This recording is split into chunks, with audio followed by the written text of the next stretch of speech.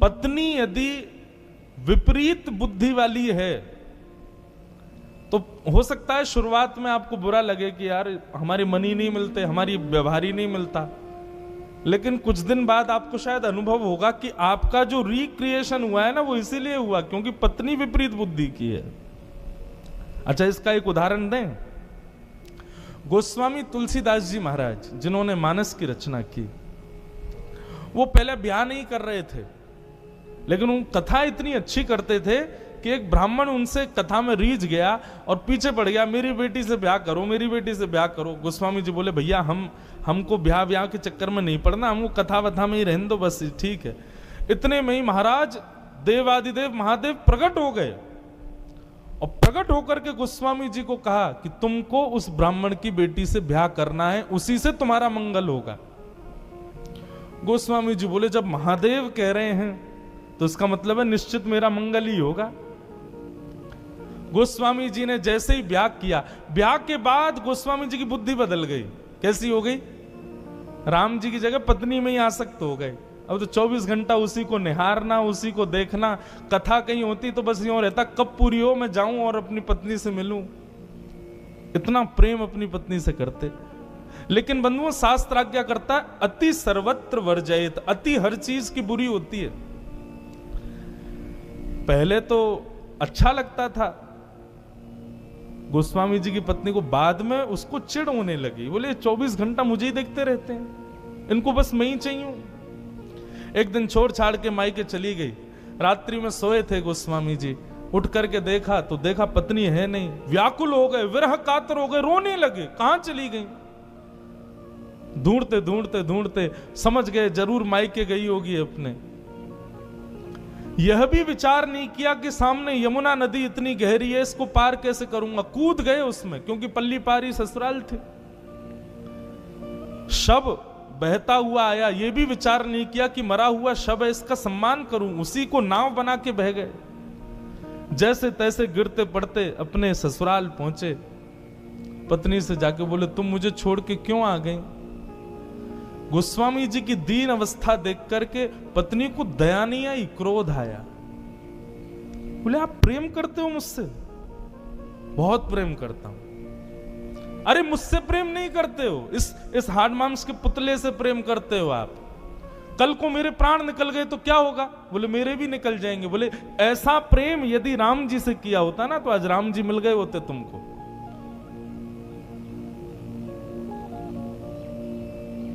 जब दुत्कारा पत्नी ने, गोस्वामी जी के नेत्र एक क्षण के लिए बंद हो गए। उन्होंने अपनी संपूर्ण स्थिति को देखा।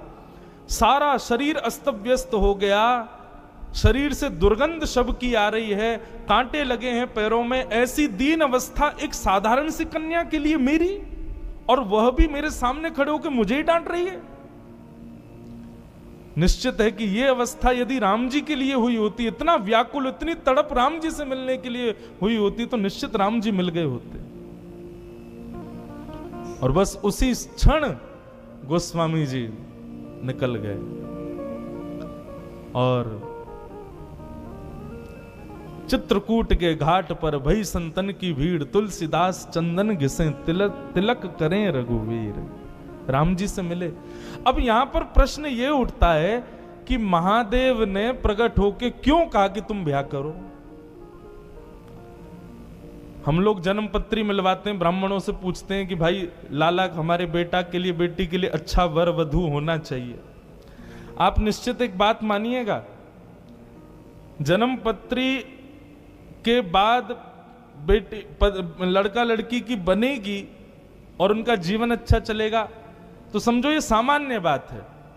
लेकिन लड़की के घर आते ही उसकी विपरीत बुद्धि से पति का यदि रिक्रिएशन हो गया, उसकी बुद्धि शायद और कहीं लग जाए, किसी और भाव में आ जाए, तो निश्चित समझना ये संबंध उसी भाव से हुआ है जिस भाव से गोस्वामी जी का हुआ।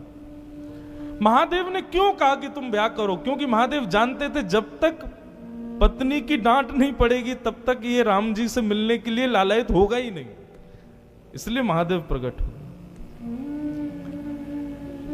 एक गांव में एक तत्ववेत्ता रहता था, तत्व चिंतक। उनकी पत्नी बड़ी खतरनाक थी, मारती थी उनको, गांव के सामने पीट देती थी कभी कभी तो, लेकिन वो तत्ववेत्ता थे, सब उनका सम्मान करते थे। एक गांव का बालक, उसका पूरा परिवार उसके पीछे पड़ा था, ब्याह कर लो, ब्याह कर लो, ब्याह कर लो। तो उसने बहुत मना किया। अंत में जाके उसने कहा कि ऐसा क्या बहाना लगाऊं कि मेरा ब्याह ही ना हो। तो उसने कह दिया, यदि वो तत्ववेत्ता बोल देंगे कि ब्याह कर लो तो मैं कर लूंगा, क्योंकि उसको लगा वो कभी नहीं बोल सकते। उनकी पत्नी इतनी खतरनाक है, वो सबको यही राय देंगे कि भाई तुम भी ब्याह मत करो। गांव के सब लोग गए तत्ववेत्ता के पास, जाके बोले हमारा बेटा ब्याह नहीं कर रहा, कह रहा आप कहोगे तो करूंगा। बेटे ने कहा, कहिए भगवान मुझे ब्याह करना चाहिए कि नहीं? बोले बिल्कुल कर लो, अभी कर लो, इसी वक्त कर लो। बालक बोला, आप कैसे कह सकते हो? आप तो खुद दूध के जले हो, छाछ फूंक फूंक के पीनी चाहिए और दूसरों को भी बोलना चाहिए ऐसा ही कि फूंक फूंक के पियो, जल ना जाओ। लेकिन आप तो मुझे खुद जलाने के लिए ही आज्ञा दे रहे हो, आप कह रहे हो ब्याह कर लूं। अरे नहीं आप जैसी पत्नी मेरी आ गई तो तत्ववेत्ता बोले, देखो तुम्हारे मन के अनुरूप पत्नी आ गई तो बढ़िया, खुशी खुशी जीना। और यदि विपरीत बुद्धि वाली पत्नी आ गई तो एक की जगह दो तत्ववेत्ता हो जाएंगे एक ही गांव में, तुम भी तत्व चिंतक बन जाओगे। मैं तत्व चिंतक बना हूं किस लिए? क्योंकि मेरी पत्नी विपरीत है। एक बार कनाडा में कथा कर रहा था मैं, तो वहां एक माता जी आई। माता जी तो नहीं थी, थोड़ी युवाई थी, लेकिन ब्याह नया ही हुआ था उनका। बोली, महाराज जी मैंने इतने सोमवार व्रत किए, मैंने शंकर जी को इतना दूध चढ़ाया, इतना ये किया, ब्राह्मणों ने जो बताया मैंने सब किया, मेरे पति बिल्कुल विपरीत मिले मुझे। मैंने कहा मां, मैंने उनको भी यही कथा सुनाई। मैंने कहा देखो, पति यदि मन के अनुकूल मिल गया होता तो पूरा मन पति में ही लग जाता। पति मन के अनुकूल नहीं है, इसलिए आप कथा में बैठी हो आज। अनुकूल मिल जाएगा तो पूरा मन उसी को दे दोगे। प्रतिकूल मिला तो जितना थोड़ा बहुत मन बचा था वो ठाकुर जी को दे रहे हो ना। इसलिए प्रतिकूल मिले तो कृपा, अनुकूल मिले तो कृपा, प्रतिकूल मिले तो ज्यादा कृपा। इसलिए प्रसन्न रहो भैया। होई सोई जो राम रचे राखा। ठाकुर जी ने सबका रचा हुआ है, जिसका जैसे जहां जैसे होना है होगा।